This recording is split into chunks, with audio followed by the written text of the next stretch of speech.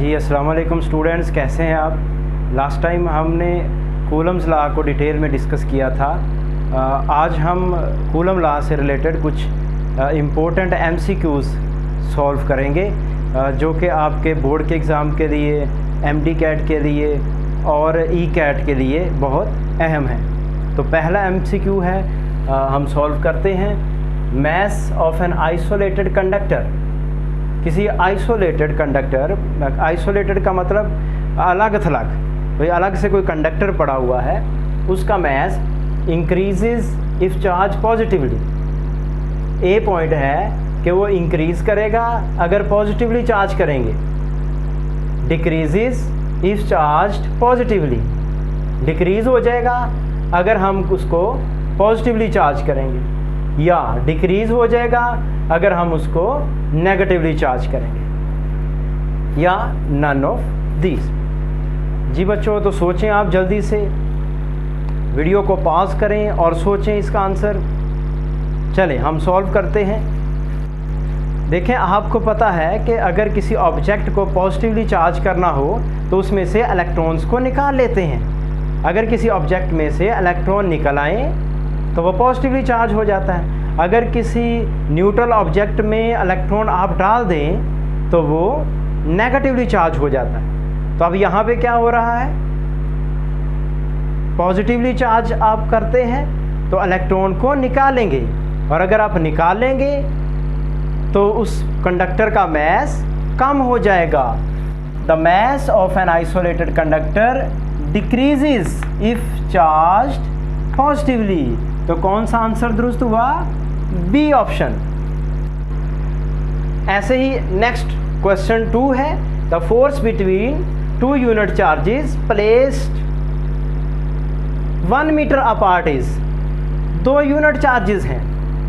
Unit charges का मतलब charge का यूनिट होता है कूलम, यानी कि 1 कूलम चार्ज है दोनों के लिए, और 1 मीटर डिस्टेंस पे रखा हुआ है। तो उन 2 चार्जेस के दरमियान फोर्स कितनी होगी, ये हम मालूम करना चाहते हैं। तो हम फार्मूला लगाते हैं, F is equal to K Q1 Q2 over R square. तो हम वैल्यूज़ पुट कर देते हैं। K की वैल्यू आपको आती है 9 क्रॉस 10⁹9। Q1 यूनिट चार्ज है तो 1, Q2 भी यूनिट चार्ज है तो 1, डिस्टेंस 1 मीटर है तो 1। तो क्या आंसर आया? 9 क्रॉस 10⁹9 न्यूटन। तो बच्चों कौन सा आंसर दुरुस्त हुआ? सी ऑप्शन दुरुस्त है। ऐसे ही आप तीसरे क्वेश्चन को अटेम्प्ट करें। वीडियो को पॉज करें और कोशिश करें इसको अटेम्प्ट करने की। चलिए हम इसको देखते हैं। The distance between 2 equal point charges is doubled। कहता है कि जो डिस्टेंस है उसको डबल कर दो, और their individual charges are also doubled, और उन चार्जेस को भी दुगना कर दो। तो what would happen to the force between them? तो फोर्स पे क्या असर पड़ेगा, ये हमने देखना है। फोर्स इंक्रीज करेगी, फोर्स डिक्रीज करेगी, या फोर्स रिमेन सेम, या नन ऑफ दीज। तो हमारे पास कूलम्स लॉ है, हम कूलम्स लॉ अप्लाई कर सकते हैं। तो कूलम्स लॉ के मुताबिक F is equal to K, पहला चार्ज Q, दूसरा चार्ज भी Q, क्योंकि इक्वल हैं, ओवर R स्क्वायर। ऐसे ही हम नई फोर्स निकालना चाहते हैं तो F डैश हमने मालूम करनी है। नया चार्ज Q डैश वो हो जाए 2Q के, दोनों चार्जेस को 2 से मल्टीप्लाई कर दें, इसको भी 2 से मल्टीप्लाई कर दें, इसको भी 2 से, और जो डिस्टेंस R डैश है वो कितना हो जाए, 2R के बराबर हो जाए। तो फोर्स कितनी होगी बेटा? F dash is equal to K Q dash over R dash square. अब Q डैश की जगह पे 2Q और Q डैश की जगह पे 2Q और R डैश की जगह पे 2R और साथ में स्केयर। तो 2 to the 4 और 2 स्केयर 4 से 4 कैंसिल हो गया। अब हमारे पास क्या बचा, K Q over R square और जो कि F के बराबर है। इससे क्या रिजल्ट निकला कि अगर दोनों चार्जेस को आप डबल कर देते हैं और उनके दरमियान डिस्टेंस भी डबल कर देते हैं तो फोर्स चेंज नहीं होती, फोर्स रिमेन्स सेम। तो कौन सा आंसर दुरुस्त हुआ, सी ऑप्शन दुरुस्त। आइए अब चौथा क्वेश्चन अटेम्प्ट करते हैं। Dimensions of epsilon not are this one, this one, this one या दिस वन। ये 4 ऑप्शंस आपको दी गई है, इन चारों में से एक करेक्ट है। मैथ के लिए कैपिटल M, लेंथ के लिए कैपिटल L, टाइम के लिए कैपिटल T और करंट के लिए कैपिटल I। तो अब हम मालूम करते हैं कूलम्स लॉ की मदद से। कूलम लॉ ये कहता है कि फोर्स होती है 1/4 पाई epsilon not Q1 Q2 over R square. तो एप्सिलॉन नॉट को इधर ले जाएं, F को इधर ले आएं। 4 पाई कांस्टेंट है, इसकी डायमेंशन नहीं होती, तो हम एप्सिलॉन नॉट को अलग कर लें। तो इधर बचा Q1 Q2 और नीचे आ गया FR स्क्वायर। हमने एप्सिलॉन नॉट की डायमेंशन मालूम करनी है, ऊपर Q की आ जाएगी डायमेंशन और नीचे F और R की आ जाएगी। तो एप्सिलॉन नॉट की जो डायमेंशन है वो बराबर आ जाएगी। अब Q क्या होता है, I is equal to Q over T। तो Q बराबर होता है I इंटू T। करंट बेटा हमने नेक्स्ट चैप्टर में पढ़ना है। करंट होता है rate of flow of charge, charge per unit time. तो यहाँ से Q निकल आएगा I इंटू T। तो हम वैल्यू पुट कर देते हैं, Q1 की जगह पे IT और Q2 की जगह पे भी IT। ये हो जाएगा I स्क्वायर T स्क्वायर और नीचे force F is equal to ma। Newton second law से हम फोर्स की डायमेंशन मालूम कर सकते हैं। हमने फर्स्ट ईयर में भी मालूम की थी। मैथ की डायमेंशन m, एक्सेलरेशन की LT -2। तो ये हो जाएगी MLT -2 और साथ में क्या है, R स्क्वायर है।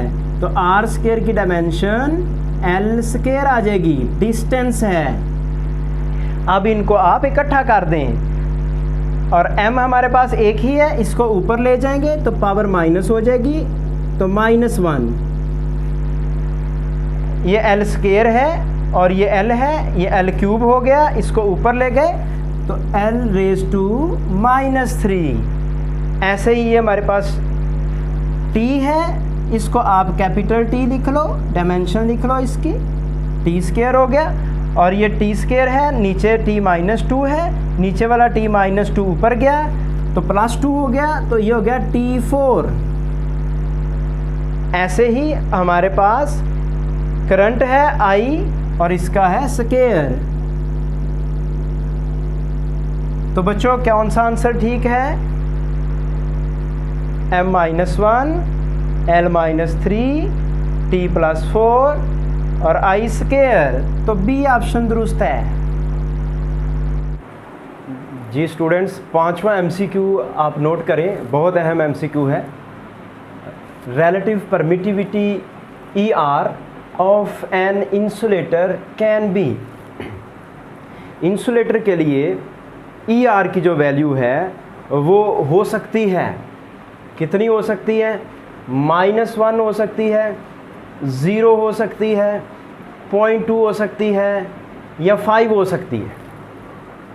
तो आपको पता है कि इंसुलेटर के लिए रिलेटिव परमिटिविटी की वैल्यू हमेशा 1 से ज़्यादा होती है, क्योंकि फॉर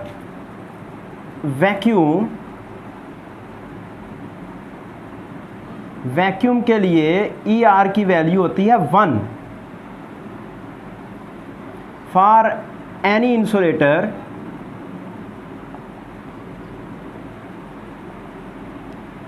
ई आर की वैल्यू जो है वो ग्रेटर देन 1 होती है, तो 1 से ज़्यादा होगी, 1 से कम नहीं हो सकती। तो हमारे पास जो ऑप्शन है इनमें -1 है, -1 पॉसिबल ही नहीं है, 0 भी पॉसिबल नहीं है, 0.2 भी पॉसिबल नहीं है। तो जो करेक्ट आंसर है वो 5 है। ठीक हो गया? नहीं जी। नेक्स्ट है हमारे पास MCQ नंबर 6। हाँ, इसको भी आप नोट करें।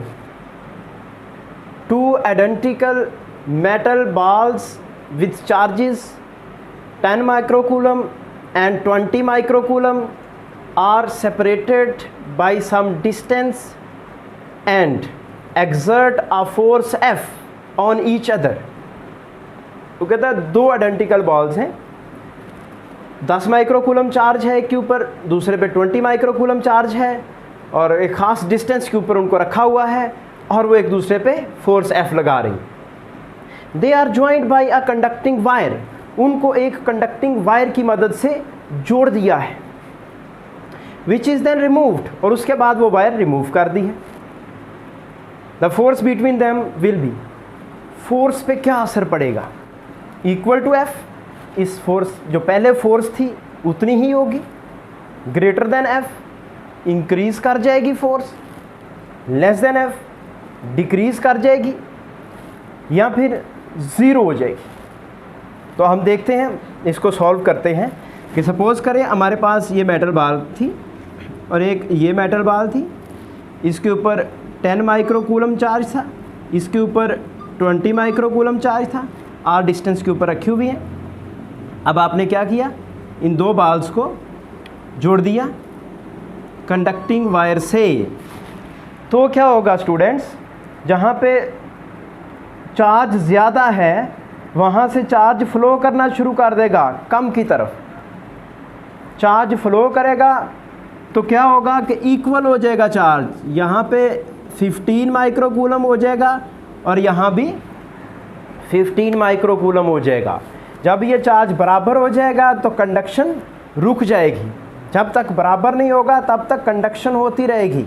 और हम लोग कंडक्शन फिनोमेना को पढ़ चुके हैं कि चार्ज जो है वो कंडक्शन के थ्रू ट्रांसफ़र होता है। तो ये ट्रांसफ़र हो गया, अब 15 माइक्रोकूलम इस पे है, 15 माइक्रोकूलम इस पे है। अब आपने क्या किया, ये कंडक्टिंग वायर को हटा दिया। तो यहाँ हम लिख लेते हैं, चलें, ये 15 माइक्रोकूलम की है और ये 15 माइक्रोकूलम। आप बताएं इस केस में फोर्स ज़्यादा है या इस केस में फोर्स ज़्यादा है? इस केस के लिए आप फोर्स निकाल सकते हैं। कैसे? आप फार्मूला लिखें, F is equal to K into पहला चार्ज 10 माइक्रोकूलम, दूसरा चार्ज 20 माइक्रोकूलम, इसके साथ भी 10⁻⁻6 है, पहले के साथ भी, दूसरे के साथ भी -6 है। तो आप इसको 10⁻12 लिख सकते हैं और नीचे आ गया r²। ऐसे ही आप इसको लिख लें, ये हो गया 200 इंटू 10⁻12 और साथ में K/r², ये बनी है F। नेक्स्ट जो है इस केस के लिए फिर आप लिखें F' हो जाएगी K इंटू पहला चार्ज 15 माइक्रोन, दूसरा चार्ज 15 माइक्रोन, साथ में आ गया 10⁻12 2 माइक्रोन की वजह से, और नीचे आ गया r²। तो F' जो है वो कितनी होगी, 15 को 15 से मल्टीप्लाई करो, 225 क्रॉस 10⁻12 K/r²। तो स्टूडेंट्स देखें फोर्स कौन सी ज़्यादा है, ये 200 है, ये तो एक जैसा है दोनों के लिए, ये टर्म, ये 200 है, ये 225 है। तो इसका मतलब है कि बाद में फोर्स जो है वो इंक्रीज़ कर गई है। तो आप लिखेंगे ग्रेटर देन F। जी स्टूडेंट्स, तो 7वां क्वेश्चन है हमारे पास कि there are 2 charges 1 microcoulomb and 5 microcoulomb, दोनों पॉजिटिव चार्जेस हैं। The ratio of forces acting on them will be, ये जो एक दूसरे के ऊपर फोर्स लगा रहे हैं उनकी रेशो मालूम करनी है। तो हमें पता है कि जो फोर्स है F वो होती है K Q1 Q2 over R square. पहला चार्ज जो दूसरी पर फोर्स लगा रहा है वो इस फार्मूले से आएगी, दूसरा जो पहली पर फोर्स लगा रहा है वो भी इसी फार्मूले से आएगी। तो ये Q1 और Q2 होंगे मल्टीप्लाई, चाहे इसको इससे मल्टीप्लाई कर लो चाहे इसको इससे मल्टीप्लाई कर लो, एक ही बात है। तो रिज़ल्ट जो है वो सेम आएगा, दोनों बार रिज़ल्ट जो है वो सेम आएगा। तो फोर्स दोनों एक दूसरे पे एक जैसी लगाते हैं, और हमने पढ़ा भी है कि जो फोर्स होती है ये म्यूचुअल फोर्स होती है, जितना एक चार्ज लगाता है फोर्स उतनी ही फोर्स दूसरा चार्ज भी लगाता है।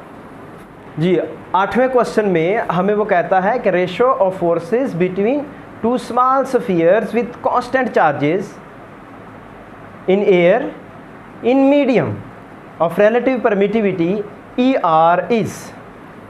आपने फोर्सेस की रेशो निकालनी है अगर चार्जेस एयर में हो और अगर चार्जेस मीडियम में हो।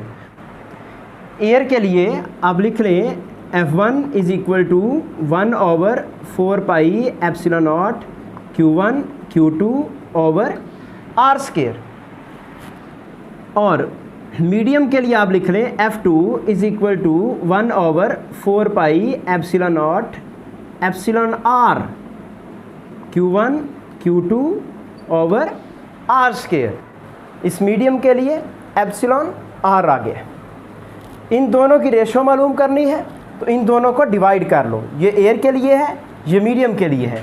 तो F1 को आप डिवाइड कर दो F2 पे, ऊपर आ जाएगा 1 over 4 pi epsilon not Q1 Q2 over R square, और नीचे आ जाएगा 1 over 4 pi epsilon not epsilon R Q1 Q2 over R square. ये सारी टर्म कैंसिल हो गई, Q1 से Q1 कैंसिल, Q2 से Q2 कैंसिल, R स्क्वायर से R square cancel, 4 pi epsilon not से 4 पाई एप्सिलॉन नॉट कैंसिल।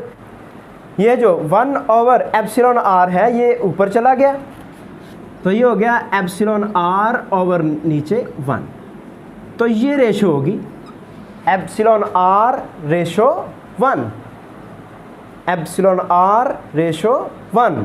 तो B option जो है वो दुरुस्त है। जी स्टूडेंट्स, तो ये हमने कोशिश की है कि कुछ MCQ सॉल्व करें ताकि आपकी अंडरस्टैंडिंग कूलम्स लॉ पे बेहतर हो सके। नेक्स्ट हम इंशाल्लाह इलेक्ट्रिक फील्ड और लाइंस ऑफ फोर्स की बात करेंगे आने वाले लेक्चर में, तो आप साथ रहिएगा। थैंक यू, अल्लाह हाफ़िज़।